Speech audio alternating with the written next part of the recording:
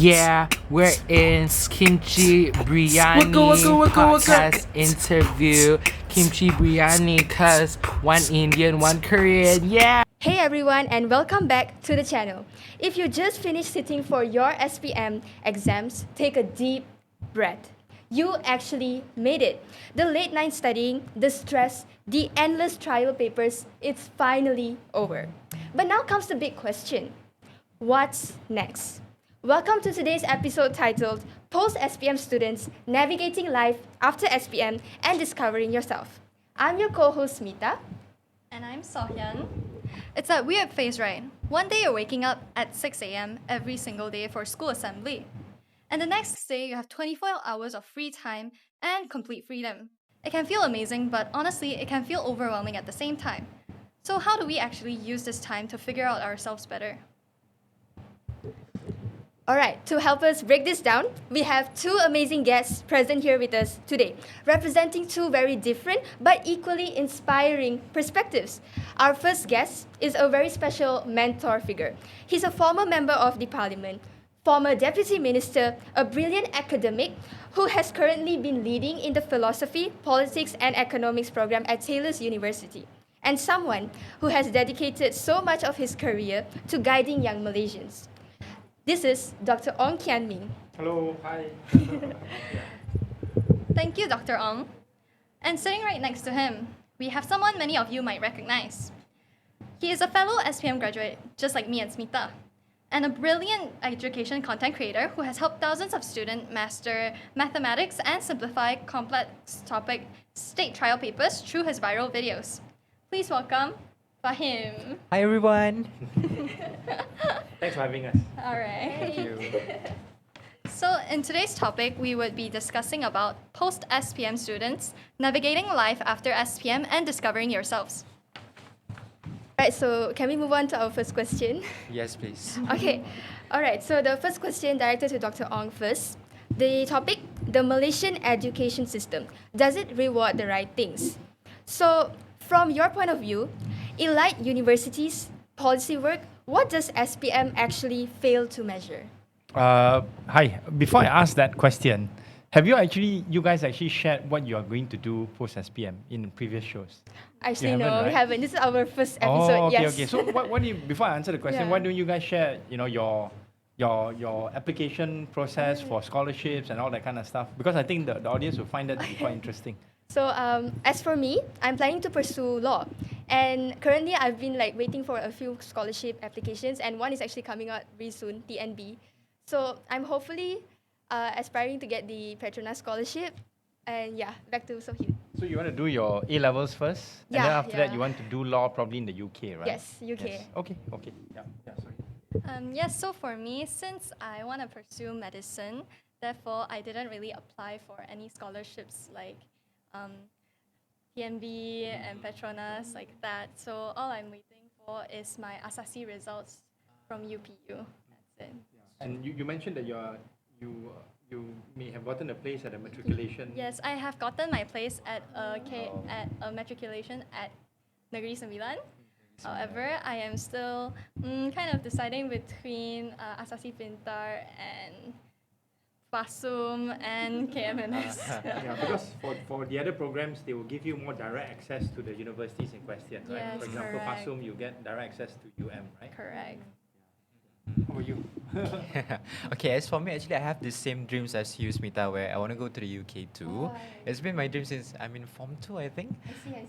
I'm planning to do actuarial science, but I've applied to various numbers of scholarships, a lot of rejections. I believe you too. Yes, definitely, Yeah. yes. Very competitive. Very competitive, but the one that have progressed a lot lately, that I'm able to attend the interview was like yesterday I went to JPA. Oh, I see. Yeah, Yes. and a week ago I went to Bank Negara Malaysia. So I'm waiting for the two of these to actually grant me some good news lah. How did the interview process go? Oh, it was intense. There was a lot of deadly questions, I would say, but yeah, I think I've done my best. So I'm waiting for all the results as long as actually it benefit me in the future. Asasi also I'm waiting. This Jumaat. Oh, yeah, you're right. You're Yeah. 22nd May. So if let's say I were to ask you, Fahim, if you had a choice between JPA and also Bank Negara, and both of them offered you, scholarship, which one would you choose and why? I would say Bank Negara because Kenapa? Bank Negara is a prestigious central bank in Malaysia, and also like most of the policy aligns with what I want. I want to impact the nation. I want to also, basically do things that actually could help me contribute back to society. Okay. Yep. So to answer your question, Smita, what is it that SPM doesn't measure? And to tie it back to your topic and what you guys are going through, right? SPM, just purely in terms of results, it doesn't measure things like, for example, your leadership potential, your activity in extracurricular activities, right? The way that you guys have contributed to, education issues through EduCourage, inspiring others and helping others in mathematics, for example, right? So all those things are things that SPM doesn't measure. But if let's say anyone who's listening, they want to plan for their post-SPM pathway, then, and if let's say you want to apply for scholarships, I think you would have been through this as well. The organizations that are offering scholarships, they want to see more than results, correct? That's true. Yes. They want to see some X factor, leadership roles, extracurricular activities. They also want to see whether you have some idea about what you want to do with your life in the future, right? So I think for you, you do want to serve the nation in some way, fine, through the central bank.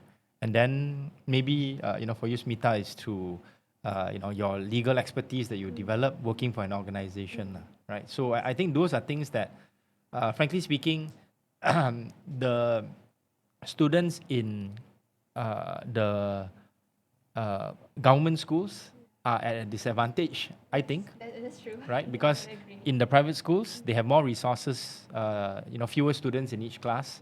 And then the teachers are in a position to be able to help students prepare for scholarship interviews and things like that. So, yeah. But, great that all three of you are from government schools. Actually, Wesley, okay, private school in Seremban, and, trying to find your pathway forward and helping others as well.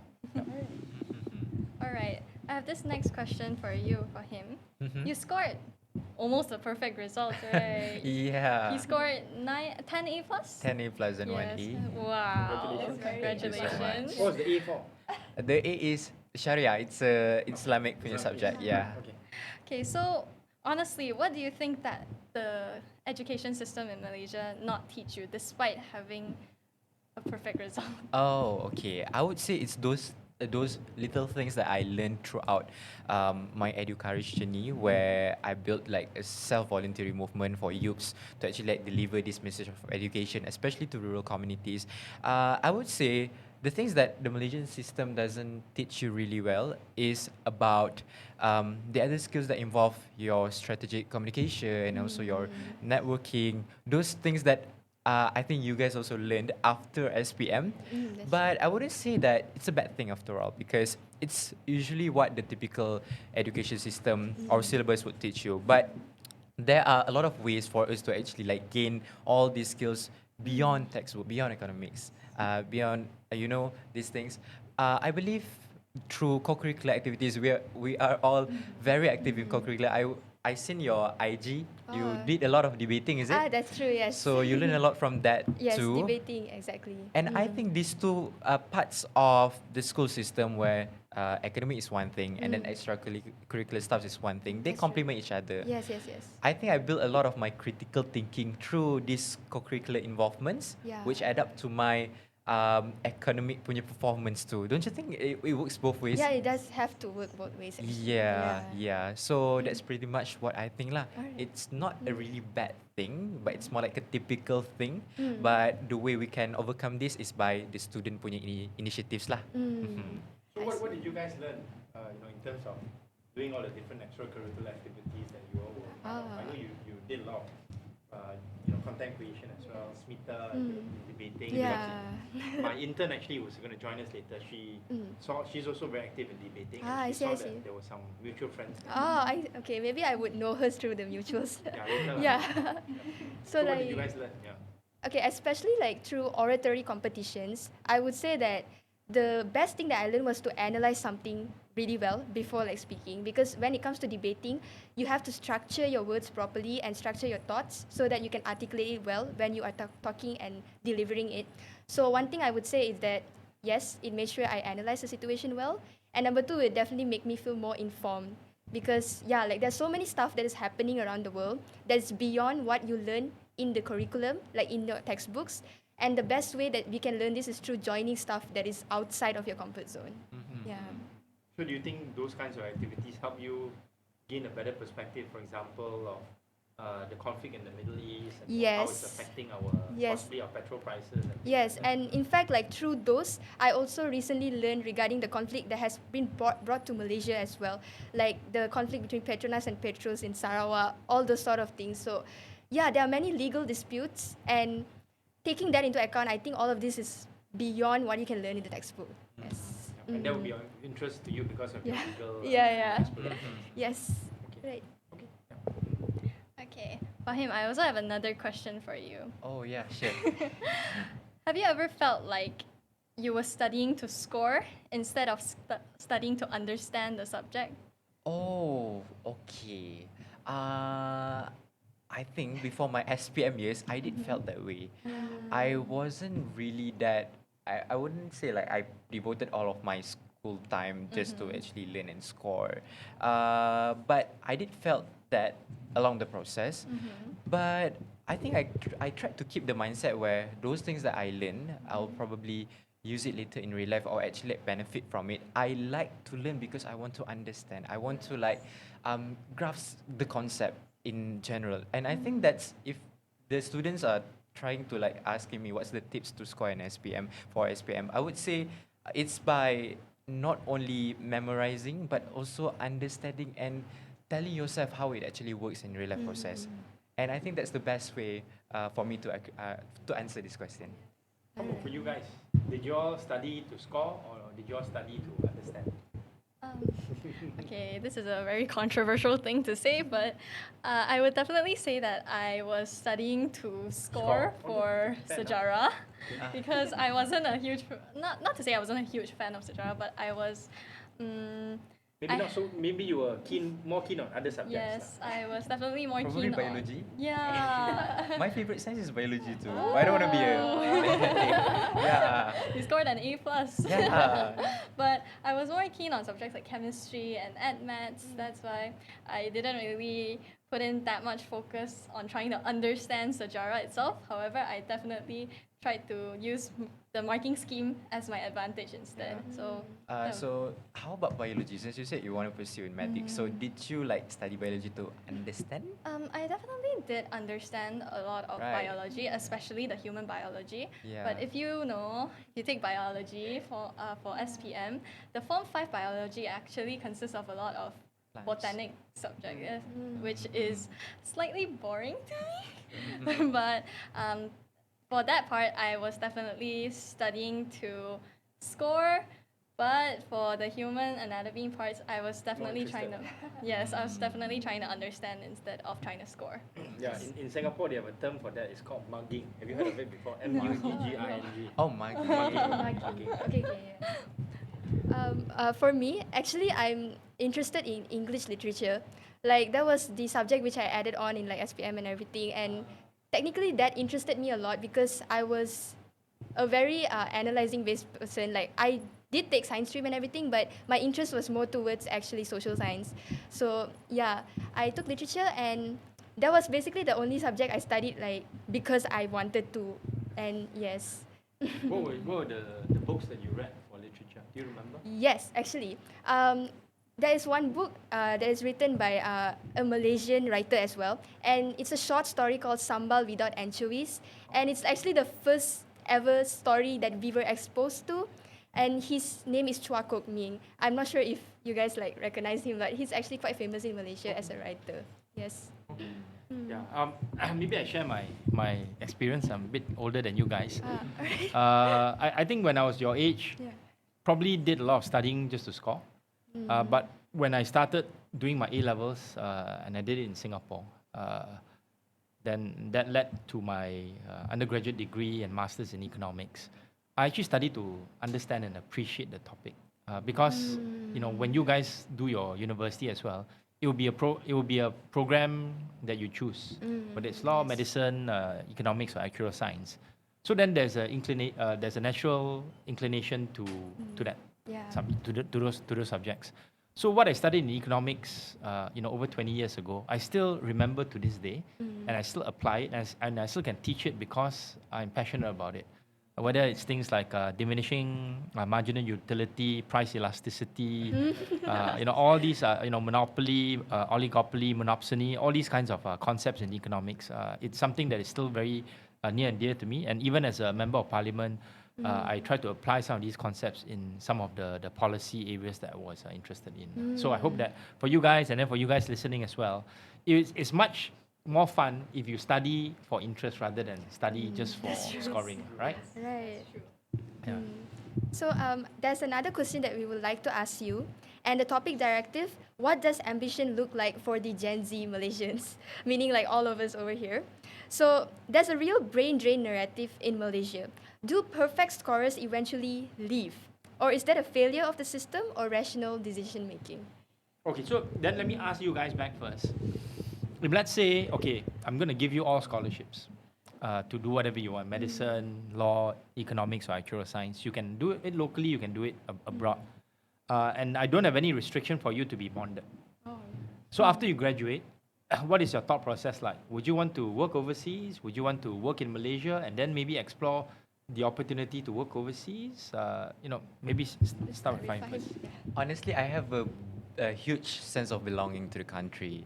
I think if I were to have the choice to work overseas or work in Malaysia, I would work in Malaysia first, because it has always been my passion to actually contribute back to society and also impact the people through my TikTok as well. I find it very lovely to see all these Malaysians having getting the benefits from my content. So I feel like my sense of belonging to the country is very big that I want to pursue here when I work. Yep. How about you guys?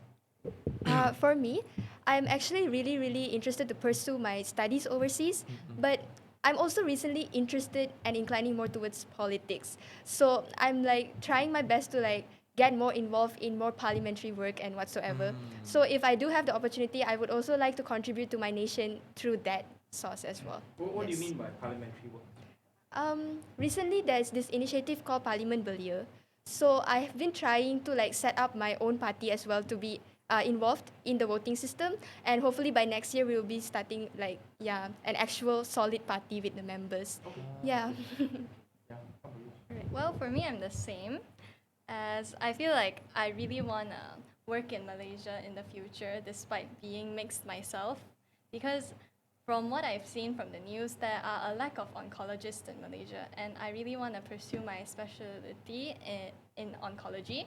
So I definitely want to contribute what I can to the country by being a good oncologist and try to make cancer research better in Malaysia so that we can reduce the risk of cancer in Malaysians and in other people in other countries as well.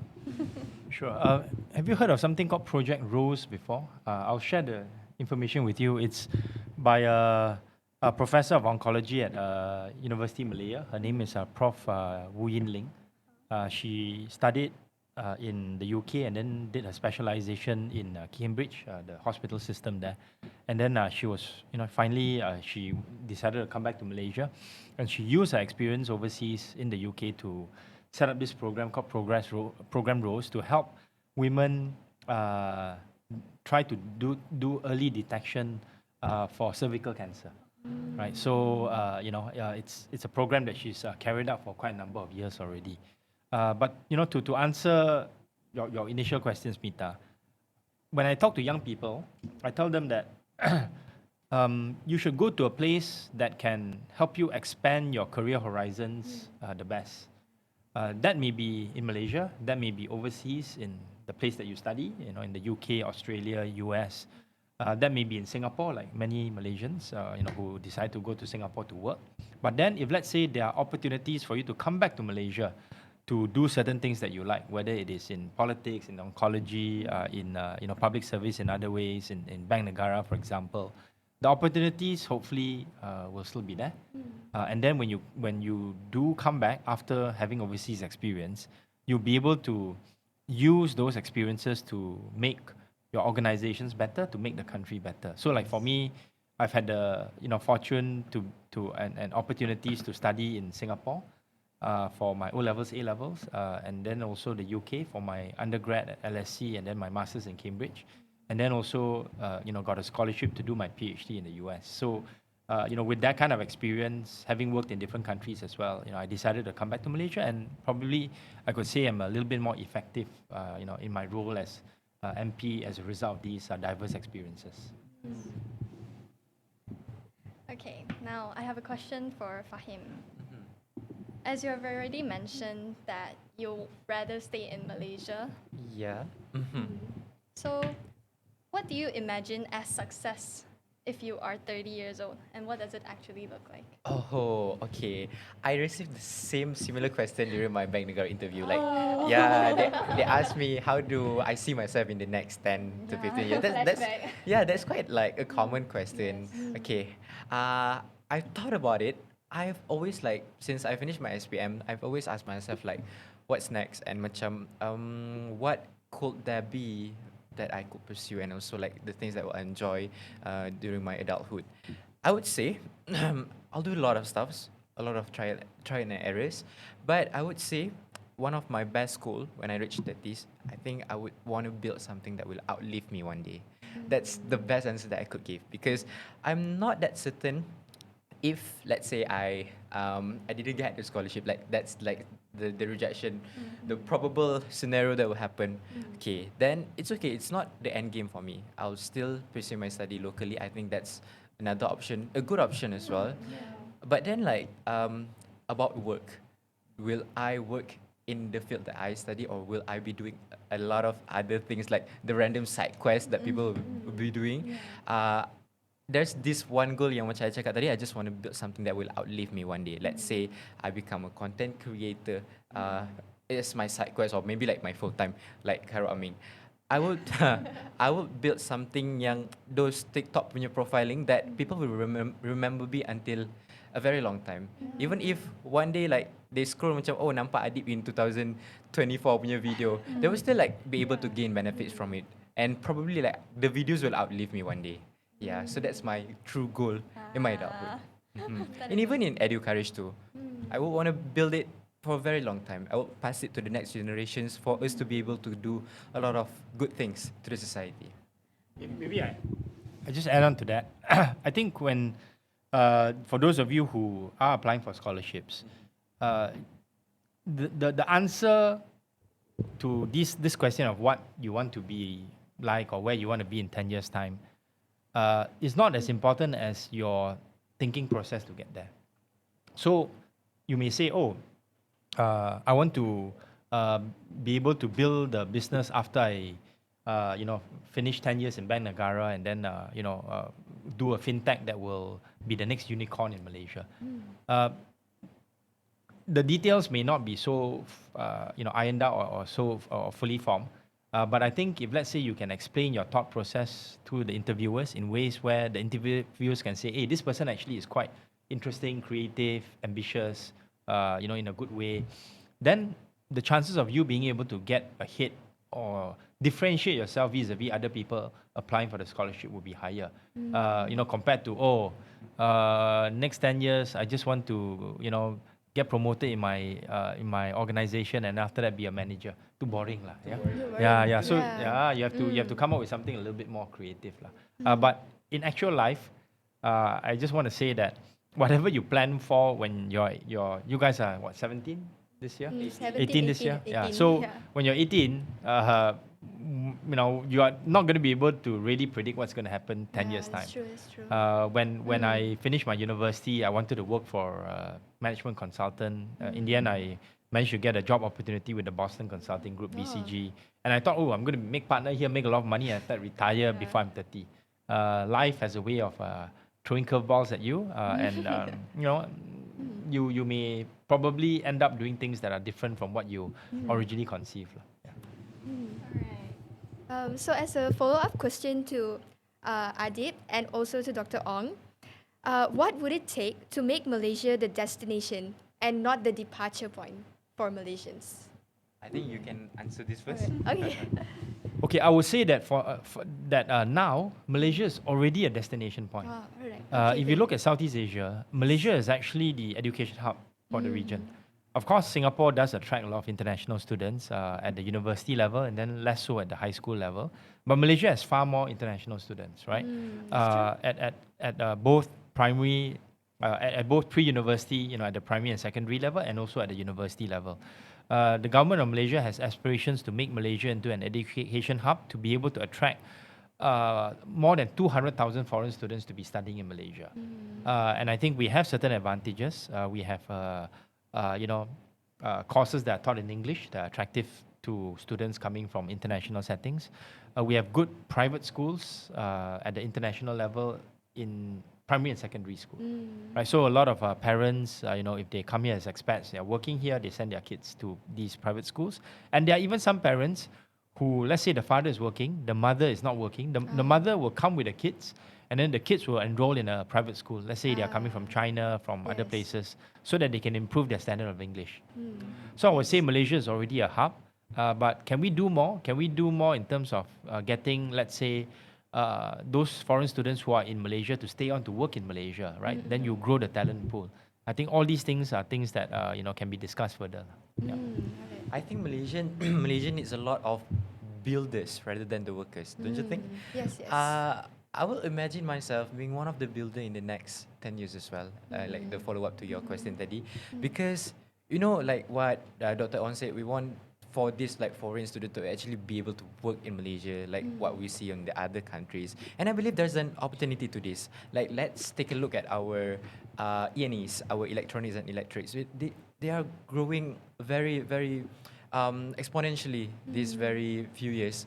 Because I've been studying a lot of Bank Negara, and one of the main sector that's contributing a lot of things to our economy is actually the E&Es, the semiconductors. The semiconductors, Yeah, yes. we can take that as one of the things that make Malaysia unique.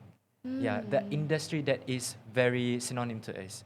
So other than that, I think we have to gain a lot of these young talents, probably like you too, Smita and Sohyun, to build a lot of things that probably will not only benefit you, but also the people, the other youths that is among our age too. All right. Thank you, Fahim. It's great to see you as a pioneer. So now let's move on to our next topic, the gap between academic excellence and real-world readiness. So I have a question for you, Dr. Ong. You've been in academia, politics, and policy. At one point, did you feel like your formal education stopped being useful and life started teaching you instead? I've never found my formal education not being useful.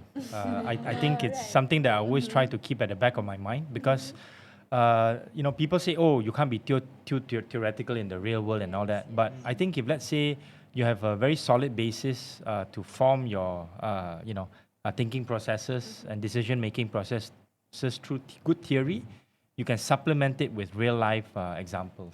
So I recently gave a talk to a group of technologists at the Malaysian Board of Technologists. We talked about using and applying game theory in real life. Game theory is a branch of economics where basically you choose different decisions based on two things. One is probability, the other one is payouts, right? So for example, let's say for you guys, let's say you have three options in terms of scholarships.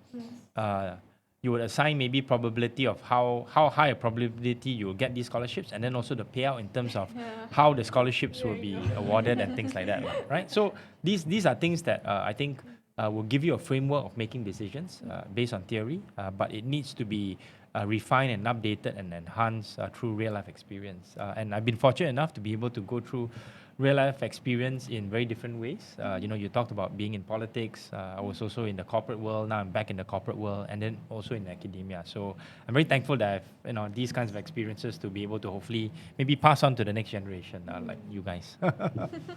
Okay, there's one more follow-up question that I really want to ask you is what would you inject into the Malaysian school system? Oh, wow. I can say a lot, but I think maybe two things. I would say if let's say the system can empower teachers more, so that the teachers can then empower the students. Right, meaning, if the teacher decides, okay, the syllabus is too rigid, too inflexible, I'm still able to go out of or maybe use different ways to teach this particular concept, this particular theory, and I'm able to use different kinds of resources to empower the kids to, do their own homework and do their own even exams based on something that is outside the normal syllabus, right? So, for example, instead of sitting for an exam where it's like a piece of paper, I can say, okay, for this particular concept in economics, let's say scarcity in terms of demand and supply, I want you and your group of friends to get together, maybe 5 in a group, go out to the market and then try to see whether you can buy this basket of goods with 10 ringgit. And then, go to another market, try to buy, another set of goods for this same amount. And then you can do a test in terms of how you want to compare your budget allocation decision using the same amount of money, but different set of goods, different places, right? Then it becomes more interesting. You can apply different concepts in terms of price elasticity, demand and supply, pricing, negotiation, all these kind of stuff. And really makes, I think, the subject much more interesting. But the ministry needs to be flexible enough to have this kind of approach in education. All right, thank you. And what would you like to add on to that from you? Because you guys have very different perspectives. To inject into the education system, I would say I agree a lot with what Dr. Ong said. We want to empower the teachers because lately I've been working a lot with MC Plus. You guys know MC Plus? Yes, MC Plus, yes. The online tuition in Malaysia. So their main strategy is that the founder, Sir Shakib, is actually training a lot of the teachers to in terms of their energy in class, their delivery, but also staying true to the theory. So I believe that's what Dr. Ong wanted to propose, and I agree. That's simply my answer. All right, thank you. All right, a follow-up question as well. First directed to Fahim. Yeah. Because you have been growing really, really well in social media recently, especially through your TikTok account. So, a question from us. At what point did you realize that creating content could actually become a real career and not just benda main-main? Oh, okay. So can I please tell you guys a bit of my background when Yeah, I sure. started It's my TikTok? definitely, I yes. told Dr. Ong just now, Okay. but I think I would like to tell you guys. Actually, when I first started my TikTok account, I didn't really ambition to be a content creator or post contents in general. Okay. I only posted that one first video on the 29th of October of 2024. I still remember the the date. date. Because at that point of time, I had a manifesto for a head prefect role.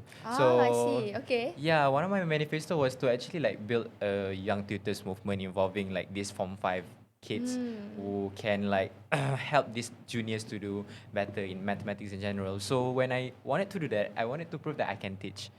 So I posted that one video where I taught a Form 3 topic. It's about ROI, return on investment. I still remember that too. Yeah. So apparently that video gained a lot of views on the very first day itself, 100,000. So macam, wow, yeah. So I questioned myself wow, what is this? Should I keep posting more contents? Yeah. Yeah. So the thing that kept me going was when I read through the comments how these juniors are saying they didn't understand this topic before and somehow they understand it now. So I believe this we as the youths can also inspire these students to actually to concentrate more on their education and also helping them with what we have, especially with my specialty in mathematics. So that turned out to be the turning point where I felt content creation is a medium for me to actually benefit to the people. I see. Another point yang made me feel content creation is not my mind is when I followed Khairul Amin's journey. He is my role model actually. How he studied engineering, but suddenly he become a content creator. I wouldn't say it's a bad thing because how he's thinking like an engineer while also doing content. So the skills are applicable there. Yeah, it's applicable, it's transferable, but also his videos inspired a lot of Malaysians although it's just a cooking video, but we saw his journey from 2014 back in Instagram. So that's what I want to do too, where I want to inspire these students. So bukan main-main dah, it's a betul. goal. Yeah. Yeah. Back to Dr. Ong. And add to that, I think many more organizations these days are more cognizant and aware that they need to tell their own story, the story of their organization, the story of their leaders. And I think the senior management in these organizations will have to rely more and more on young people within their organizations to tell them what is the best way to tell that story, especially to a younger generation. And I think this is part and parcel of how you can look at this, even what you're doing now as something that is value adding and not mind. That's one. Second thing is, I've seen how some of my friends who have let's say left the political arena and found that their skills were also applicable to content creation. So, for example, yes, like Kari Jamaluddin and Cheryl Hamdan, both of them started this podcast called Keluar Sekejap. We saw it on your Instagram page. Yeah. So so they when they started it, they didn't know where it was going to be heading, and it turned out to be not just a success in terms of eyeballs, but it's also become very financially lucrative, meaning they can charge a quite high amount for sponsored episodes. Yes, Sex Addict. Sex Addict and Bella. I think they have also shown that it can be very lucrative. But they are doing it in a way that I think informs and educates the larger public. So hopefully they can continue, and you guys can continue to be an inspiration to the younger generation. Thank you, Dr. Ong. Thank you. So now we're moving to our last topic. What role should politics play in shaping young minds? Maybe I can ask Smita this question first. Oh. Why do you want to go into politics? And who have been some of the people in the political arena that have shaped your own views on politics? And now I will answer after that. All right, so actually I owe this to the program Kepimpinan Tun Razak, which I recently went for. So over there, they actually gave us the opportunity for a parliamentary visit. So when I went there, I was able to meet YB Johari Abdul, and I also came across the Timbalan and all of them. So Johari Abdul is you're talking about the speaker, is it? Yes, the speaker. Yeah. Okay. So he was really inspiring to me in a sense where there were many teenagers that were present there. There were many youths present there, and he was very relatable to them, even though he was really older. And I understood that the voices of us matter the most right then, because right now, like what's happening in our country is that it's being led by individuals who are older, in a sense that they have the right mindset, but they do not like understand what is like needed for an innovation in a country, in a sense. So we actually need to prioritize the voices of the youths, and this is something that DYB has highlighted during the trip to the parliament, and that in a sense inspired me. And after reading more about law, I realized that law and politics are really, really tied together. So I was thinking, why don't I use my voice to actually make a change if I have the means and support to do it? Yeah, of course, there are a lot of lawyers that are serving in parliament right now. Yes. People like Gobind Singh, Ram Kapal. Yes. They're all my people that inspire you. Yes. And the parliament is also becoming more diverse. You have people who studied, for example, philosophy, politics, and economics, PPE. PPE, yes. People like Khairi Jamaluddin and then Tony Yes. Phua. Right, so it is getting more diverse. And I think to sort of like answer your question, and also to share my personal experience, I really think it's important for politicians to understand where youth are coming from. And that's why for myself, I've always made an effort to take in interns. I've had over 200 interns over the span of my life in public office. And now, even though I'm out of public office, I still take in interns. Last year, for example, I took in an intern, Shermaine Cho from Kuantan. She had just finished her SPM. And usually I don't take interns who have just finished SPM because they're not very experienced in terms of knowing about public policies and politics. But she was an exception in the sense that she was very, I think, gung-ho. And, she was also a debater. And she had, I think, applied to many people, and I thought she deserved a chance because most of the people who apply for my internship programs are usually from the Klang Valley. I see. Right, and it was a good experience for her. I'm still in touch with her. She's now a Bank Negara scholar, studying at KTJ. Not because she interned for me, but I think what helped was getting the kind of exposure, meeting different people in public life, in the corporate sector. And she initially wanted to do law, and then Bank Negara offered her the scholarship to do economics. So I think interning for me helped her maybe not be so scared of economics. And I think, taking on intern here, Sophia, who's a debater, and she's going to UWC Costa Rica to do her IB. And she tells me what is in among the young people. So, for example, don't give a thumbs up emoji in WhatsApp because that's seen as a bit too aggressive. All these new things that I didn't know about. So I hear different things. So just listen to the young people, and then hopefully can use that information to create better public policies that are suitable for the younger generation. Now, okay. So, a follow-up question. Is civic education reform possible without it being a racial and religious flashpoint? We answer first, then I can pass it to you. This one is a bit sensitive, is it? Yeah. Okay. No. I answer first. Let me answer.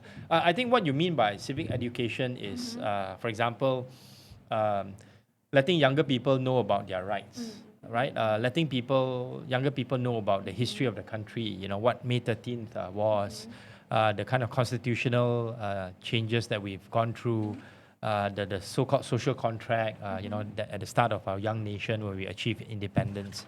I think all these things are things that are important for people to know.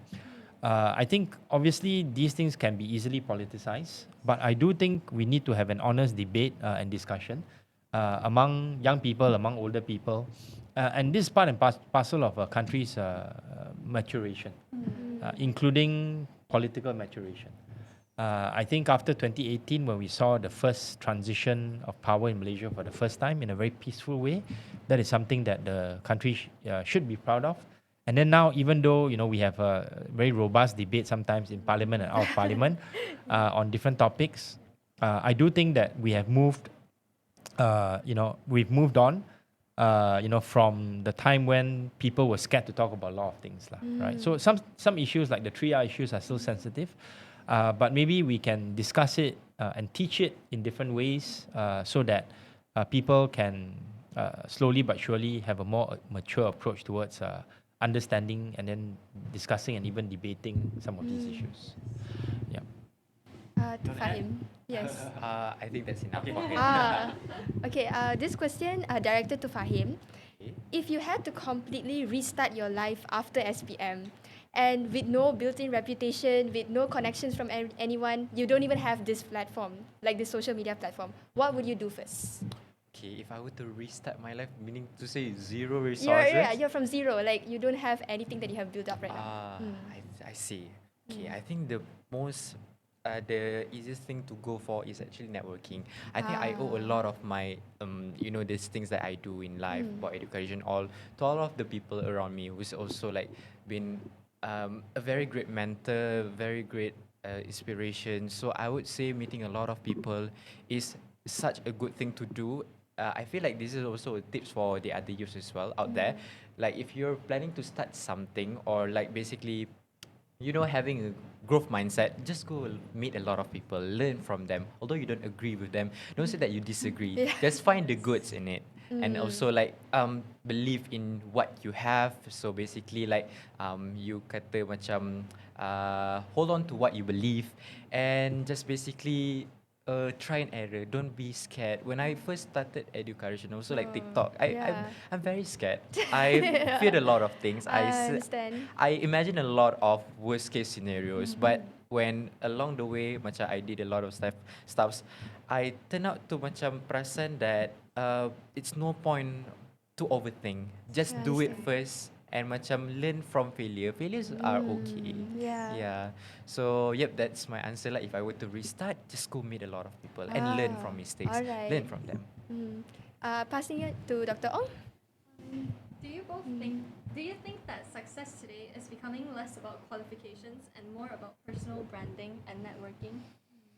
I can attest to that. Oh, go ahead. Even though That's even though I studied in Yes. some well-known universities, yes. those places having studied in those places will only help you, let's say, get your foot in the front door. Yes. After that, it really depends on your work performance, how you engage with your your colleagues, those around you, and also those above you and those under you as well later on. So the three things I always tell younger people that you need to think about and develop along your career path are skills, experiences, and networks. Right. So skills, are things which, for example, AI cannot replace. Whether it's critical thinking skills, whether it's certain skills in terms of being able to apply theory into real life situations, and this will evolve along the way as you get more senior in your job roles. Experiences are those things that you take part in. What you guys are doing now is a unique experience. Later on, when you do internships, that would be a unique experience. Oh, I actually did one, like post-SPM. It was really. What did you do? I did a law internship at a law firm. In Seremban or? Seremban, yeah. Okay. So how did that change your thinking? Oh, okay. First, I had a vision of work life, like, oh, it's probably like this, like this, like this. But I finally realized that law is more complicated than that. It's not always about going to court. It's about paperwork, legal documents, understanding clients, and 24/7 on the phone call with clients. So it's actually like quite different than I pictured, but it still gave me a good perspective. You are still interested in studying law Yeah. after that experience. So that's good. Yes. Yeah, and this part and parcel of how you accumulate experiences over time. And then the third part is actually networks. Right. Like what Fahim was saying, the people that you mix around with, the people that you learn from. It could be your peers, it could be people who you consider mentors. So these are the networks that you rely on more and more over time. For example, for me, I've been lucky enough to know different people in different sectors of the economy, and every time I need help, I have enough goodwill out there. I've helped enough people such that as and when I need help, people would usually lend assistance to me. If they can't do it themselves, they will say, hey, I can't do it, but why don't you talk to a friend of mine who can help you out in yes, this yes, area?" that's So true, yeah. I think that's something, the virtuous cycle that we need to develop more of. Yeah. Okay. I have this last question for both of you guys. In what sentence, what is the single most important skill an 18-year-old Malaysian needs to survive the next 10 years that cannot be graded on an exam? Sorry, can you repeat your question again? I'm picturing the answer. In one sentence, what is the single most important skill an 18-year-old Malaysian like us needs to survive the next 10 years that cannot be graded on an exam? Okay, I would say having a growth mindset. Having a growth Yes, that mindset is in very whatever true. you do. Not only for your academic performance, but also your overall performance as an individual. Yeah. Okay, for me, based on what I've been through, I would say young people can benefit a lot from trying to put yourself in the shoes of others and then trying to see their perspective. So, for example, if let's say for me, I wanted to get a sense of how Fahim grew up in Gombak, so that I can see his perspective and the people that he want to reach out to. I would want to put myself in his shoes, right? As much as I could. Your family, the kind of maybe the pressures and influences that you had when you were young. For you, Sohyun, your parents are from Korea and Malaysia. What are the kind of interesting family dynamics? How do you how are you influenced by the Korean upbringing and then the Malaysian upbringing? And then for Smita, how then your mom, we were talking just now. Your mom wanted you and your brother to have a growing up experience in Seremban. Your dad is working in KL. How did that shape you and your experience growing up in your family, right? So all these things actually allow people to have greater empathy when I can see things from your point of view. And I think in a Malaysia where we come from different backgrounds, religions, languages that are spoken at home, I think it's very crucial for us to be able to understand the other and to have empathy, from their perspective. Okay, so today's conversation, it proved one essential thing. Scoring 11 A's, 10 A's in SPM is an incredible achievement of discipline. But it is the start line, not the finish. And as Dr. Ong pointed out, the world waiting for this generation doesn't have a marking scheme, and it's chaotic, it's driven by AI, and it demands adaptability over memorization. To everyone watching, especially the students entering university, don't just aim to be a perfect product of a built-in system, but aim to be someone who can redefine it. So a huge thank you to Fahim. Congratulations again. Thank you so much. Congratulations to both of you too for this podcast. Thank you so much. You have earned it. Now to Dr. Ong, thank you for always bringing the ground reality and policy perspective to the table. You can catch Dr. Ong on his own podcast, and you can follow his commentary on X as well, right? Follow me on IG as well. im.ok.man. Yes. If this episode made you rethink what success looks like as a Malaysian, share it with a friend, drop a comment, and share your thoughts on the SPM system. And don't forget to hit subscribe, and we'll see you in the next episode. Bye-bye.